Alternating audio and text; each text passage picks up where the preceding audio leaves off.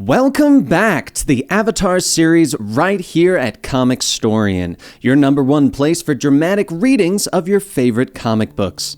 Did you really think we'd be done with Avatar just because we covered the main Avatar The Last Airbender comics?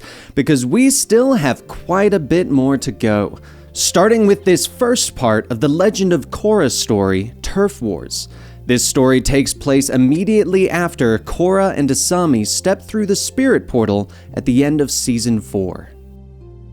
Korra and Asami step through the light of the portal, appearing in a dazzling world. "Welcome to the spirit world," Korra tells her, and Asami begins to run off.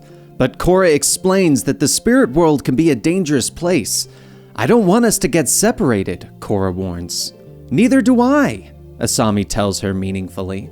Finally, they look out, wondering where they should start their vacation. They ride atop a great spirit bird, traveling through vast forests, hiking atop massive mushrooms, and swimming beneath the spirit waters. Finally, they come to a mountain. "You thinking what I'm thinking?" Asami asks. "Race you to the top?" Korra calls. They rush forward, quickly beginning to scale the large stones. When suddenly, the ground begins to move and they realize that they aren't scaling a mountain, they are climbing a massive spirit. "Who dares climb upon me?" The rocky spirit howls. Korra tries to calm him, explaining that she is the Avatar.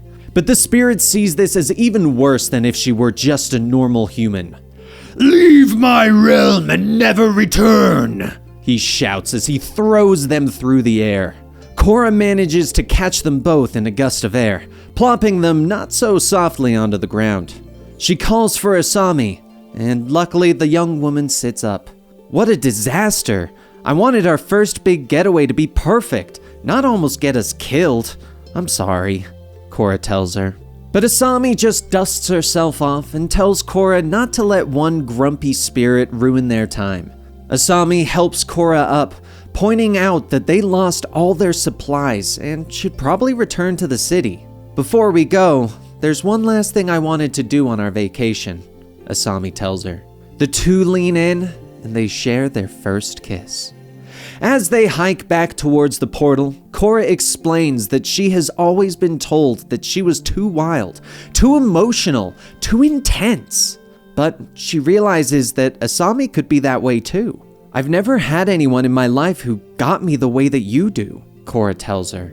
Asami nods, telling Korra that the 3 years when she was gone were the longest of her life, and was when she realized how she felt. They continue to talk, expressing to each other exactly when they knew how they felt. But they are interrupted as the spirit bird returns to them. "How does this dragon bird keep knowing where to find us?" Asami asks. "Not everyone hates me in the spirit world," Korra tells her. As they begin to fly back, Korra expresses that their vacation doesn't have to end quite yet, and whispers something into the dragon bird's ear. They arrive at a different set of portals, to Asami's confusion. "I thought we could visit my parents before we head back," Korra tells her as she dismounts. Asami seems a little hesitant, but Korra barely hears her. "They're going to be thrilled when we tell them about us," she shouts. That night, the two women sit down across from Korra's parents at dinner. They share some small talk before Korra begins to get really nervous. And finally, she reaches out her hand and takes Asami's. "We're together," both women say in unison. Both of her parents stare at them for a brief moment before breaking into smiles. "That's not what I expected to hear, but I couldn't be more pleased," her father tells them. "It's wonderful," her mother agrees. Everyone hugs in happiness before Korra admits that they are the first to know. Her father nods, warning her that it's best to keep their personal lives private, and Korra becomes irritated, asking what her father means. "I think what your father's trying to say is not everyone will be so accepting," her mother says, trying to smooth the situation. But Korra doesn't care and believes that she should be able to tell anyone she wants. And her father agrees, but warns her not to be impulsive. "I've dealt with a lot of narrow-minded people. I just didn't realize that you were one of them," Korra snaps at her father. Asami steps in, telling Korra that they should probably go, and Korra's parents try to call out to them, apologizing for upsetting their daughter. As they drive back to the spirit portal, Korra apologizes for her parents' reaction, but Asami understands that her parents were just being cautious. She also was kind of hesitant about telling Korra's parents. "I'm such an idiot. You were trying to tell me you didn't want to go, and I steamrolled over your feelings. My dad's right. I do get overexcited. I'm sorry," Korra tells her. But Asami understands and believes that their love is like the spirit world. It's special and rare, and not everyone is going to get it, she tells Korra. They take each other's hand, promising to have each other's backs as they enter the spirit portal once again. When they finally come out of the new spirit portal in Republic City, they are shocked to find the airbenders are having an argument with the bureaucrat who is ordering them to get off their land. "This land is sacred now. It belongs to the spirits," Jinora yells at the man. Korra and Asami come running up, and Jinora explains that the airbenders were meditating when the man showed up. "One young Kyum, pleased to make your acquaintance, Avatar Korra." The man introduces himself with a big smile. Jinora interrupts them, explaining that Wanyang is trying to turn the whole area into an amusement park and wants to bus tourists into the spirit world. But Wanyang explains that he is trying to create a one-of-a-kind experience for people who want to visit the spirit world. The spirit world is a beautiful place, and that's why people shouldn't be allowed anywhere near it, Asami tells him angrily. But the man shouts back, telling them that it doesn't matter what they say.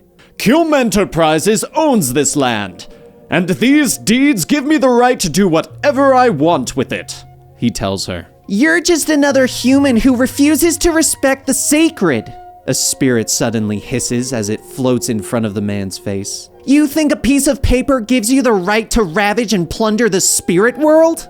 it asks. The spirit turns and urges Korra to close the new portal. Korra understands that the spirit wants to protect the spirit world, but closing the portal isn't the right decision. And I'm not just saying that because I almost died when the portal was created. I truly believe that this new spiritual energy will have a harmonious effect on the people of Republic City, she tells the group around her. The spirit nods before returning to the spirit world, telling Korra that it will hold her responsible for the spirit world's protection. Wanyang comes back over, still demanding that Korra and her friends get off his land. And Korra closes her eyes, opening them again to reveal their glowing power as she enters the Avatar's state. She rises on a gust of wind, ordering the men to leave the area. "Let's get out of here!" Wanyang shouts to his workers, and they all drive off. "Sometimes a little Avatar intimidation goes a long way," Korra smiles at Jinora.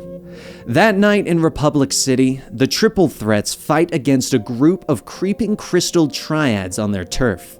The Triple Threats seem to be outnumbered, yelling for their boss if they should retreat. But the man looks down from a fire escape and draws his twin-hooked swords and leaps down. He hooks the sword onto a ladder, flipping over the heads of two earthbenders, landing as he grabs their feet and sends them crashing into the ground.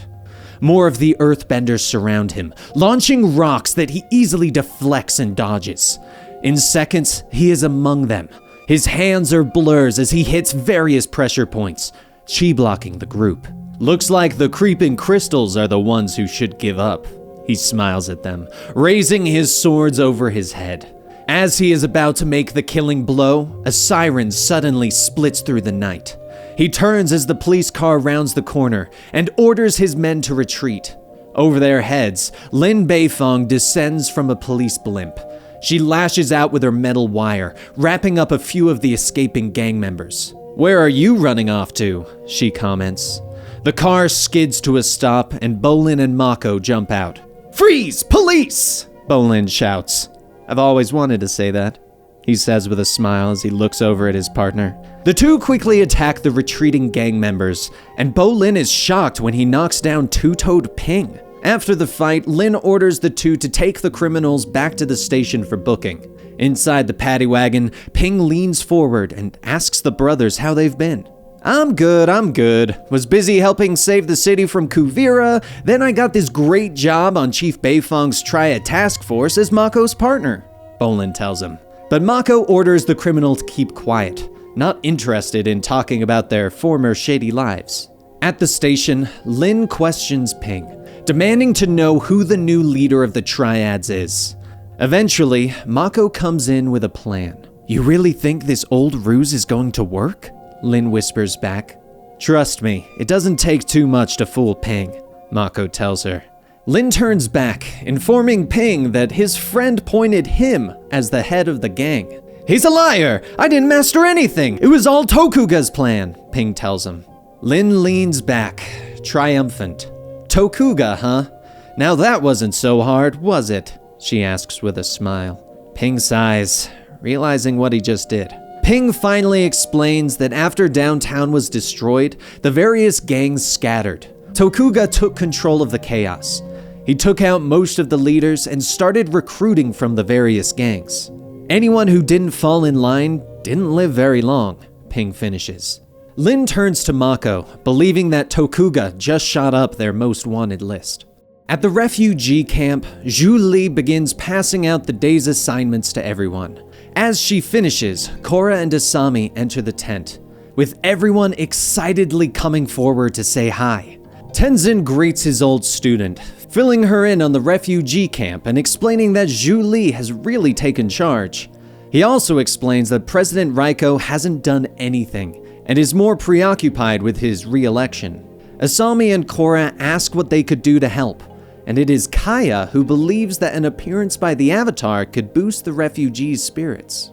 If you think it'll help, I'm happy to meet some people, Korra tells them as she walks out of the tent. Asami decides to stay, believing that she should ask Zhu Li about some practical things that she can do. So lifting people's spirits isn't practical? Korra asks. There's a brief moment between them, and then Korra finally turns to leave, and Kaya watches the exchange knowingly. As Korra moves through the camp, she is shocked by the sheer number of people. The crowd begins to gather around her, calling her a hero. I'm so sorry about what happened to all of you. If there's anything I can do to be of service, please let me know, she tells the crowd. Suddenly, everyone begins to shout requests to her, asking her to find lost people, pets, and to find them actual homes. Korra is overwhelmed by the shouting, and Tenzin moves in to get her away from the people. No, wait, I have an idea, Korra tells him. She creates a platform of earth and begins to address the people. She knows that they are tired and frustrated, that their homes have been destroyed. This is a time for great change for Republic City, but a wise man once told me that change can be good or bad, depending on your point of view. So maybe we can all look at this as a chance for a new beginning, she tells them. Korra promises to work her hardest to rebuild and find a true place for everyone to live soon. The crowd begins to clap and cheer at Korra's words. As they move back into the tent, Zhu Li points out that a visit from the Avatar was exactly what the people needed.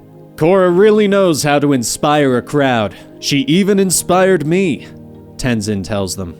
Now I just need to figure out a way to make good on my promise to find these people new homes, Korra tells the group. Zhu Li nods, pointing out that Asami has already begun drawing up plans for a new housing project.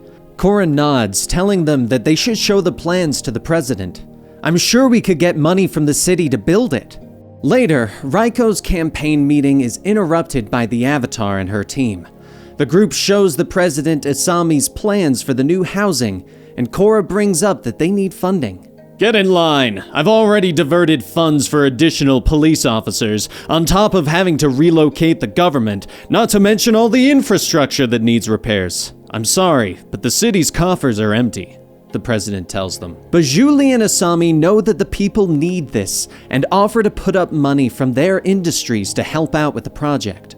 The president's aide whispers to Raiko that if the president helps give the people a new place to live, they might forget all of the negative attention that has been surrounding him lately. Raiko turns back to the group, his attitude changing immediately. On second thought, Asami, why don't you finish drawing those plans? Bring them by in a day or two and I'll take a look. I'm sure we can find the money somewhere, Raiko tells them. As the sun begins to set, Korra and Asami find themselves on Air Temple Island, watching the sunset. Kaya comes up to them, telling them that she thinks they are a beautiful couple. How did you know? Asami asks. And Kaya smiles, telling them that she suspected something when Tenzin told her about their vacation. I remember the first getaway I had with my first girlfriend. I'd never been so happy, she smiles. She explains that her friends and family know, but she doesn't announce it to everyone. Have you told anyone yet? She asks. Korra explains that they told her parents and they were very accepting, but were overly worried about what others would say. That's Water Tribe tradition for you. People like to keep family matters private, she says. Kaya tells the girl that Aang was nothing but supportive when she told him, and that the other nations used to be more tolerant before certain rulers took control. Ultimately, your story is yours to tell. You'll know when the time is right to share the news, she tells them. Their talk is interrupted when Mako and Bolin come running up, and Kaya takes her leave, saying goodbye. The friends all greet each other, quickly catching up on what's been happening. How was your vacation? I want to hear all about it, Bolin tells Korra. Both women suddenly start acting a little strange, and Mako stares at them. You two are acting weird, he notes. Should we tell them? Korra whispers. We should tell them, Asami whispers back with a nod. Oh, tell us what? You got some good gossip for us? Bolin asks. As Korra begins to tell the brothers the news, they are interrupted as the spirit of Jinora floats in front of them. Ah! Jinora, don't sneak up on me like that, Bolin shouts. But Jinora tells them that the airbenders need help, that a group of the triads are attacking them at the spirit portal. They hop on one of the air bison, flying quickly over to the portal. But Mako can't reach anyone on the radio due to the spirit energy interference. As they near the portal, Korra leaps down to join the fight. They land with Mako quickly spotting Tokuga. He leaps after the gang leader while the others join into the fight. You're under arrest! He shouts as he launches a fireball at the gang leader. But Tokuga hooks him with his swords and throws him into the air. Mako hits the ground hard, landing on his injured arm. Bolin is suddenly between them, twirling stones in his palm. You're gonna need bigger rocks, Tokuga notes with a smile. Suddenly, the stones begin to heat up and melt into lava. He twirls his weapon and launches it at Tokuga, slicing his swords in half. You're gonna need some new swords, Bolin grins. The gang leader pulls out a few smoke bombs, launching them at the police and disappearing in the confusion. Tokuga gave me the slip, Bolin tells Mako as he helps his brother up. He can't have gone far. Thanks for the save, partner, Mako tells his brother. Suddenly, the portal becomes active as spirits begin to come out to protect it. The massive stone spirit begins to stomp the ground, forcing everyone to run in fear.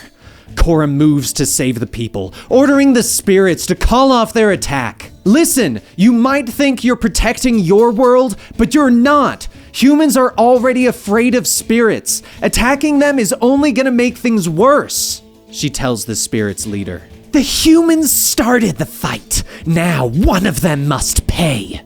The spirit snaps as it launches itself at Tokuga. Korra tries to stop the spirit, but she sees that Asami is in danger below her, and she launches herself down, catching a boulder before it can crack Asami in the head. As Korra takes down the rest of the gang members that are attacking Asami, the spirit launches itself and flies through Tokuga. You wouldn't leave the spirit portal alone? Now you will suffer the consequences, he roars as he passes through him. The other criminals grab their leader, quickly escaping in their cars. As the spirits retreat back into the spirit world, Korra cradles Asami in her arms. Thank goodness, Korra whispers as Asami finally opens her eyes. She leans down and kisses her, and everyone is shocked around them as Asami looks at the group. So, that thing we were going to tell you about earlier? Woohoo! I knew you had good gossip. Opal and I get the first double date, okay? We're free next Tuesday, Bolin tells them happily. Everyone else is happy for their friends. But Mako is just staring in shock though. You're both dating each other now? That's cool. I'm cool with that, he babbles. While Mako takes a minute to process all this, I have a question. What were the triple threats doing here?